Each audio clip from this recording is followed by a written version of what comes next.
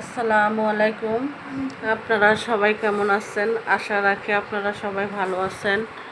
আমিও আল্লাহর রহমতে আলহামদুলিল্লাহ ভালো আছি।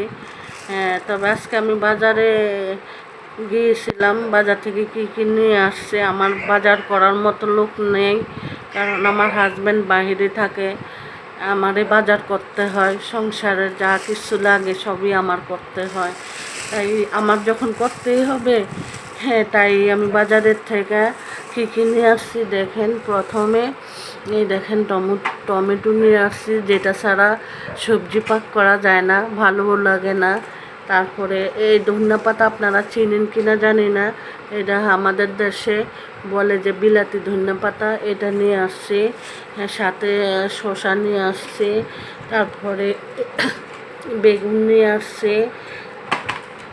এরপরে ফুলকপি দেখেন, ছোট ছোট ফুলকপি, মানে এখন ফুলকপির সিজন না, তো শীতকালে মানে ভালোটা পাওয়া যায়।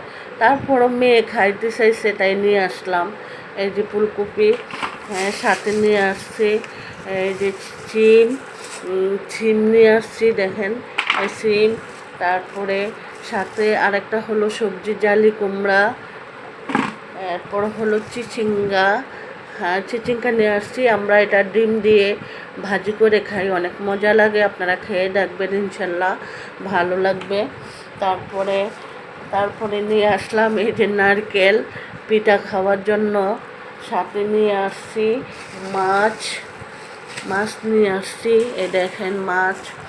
সাথে নিয়ে আসছি চিড়া, মাঝে মাঝে একটু খাই, যখন খিদা বেশি লাগা যায় তখন একটু চিড়া খাই, ভালো লাগে। তাই দেখালাম আপনাদেরকে সবজি, যেটা আমার আমি সবজি প্রেমিক, আমি সবসময় সবজি বেশি খাই, মাছটা খুবই কম খাই। ভালো লাগলে খাই, না হলে বেশিটা খাই না। আমার সবজি ভালো লাগে খাইতে। তারপরে এই মরিচ কারা কারা চিনেন জানি না, এটা নাগা মরিচ বলে, বা দেশের ভাষা বোম্বাই মরিচ বলে, সেটাও নিয়ে আসছি। আমার মেয়ে অনেক পছন্দ করে তাই নিয়ে আসছি।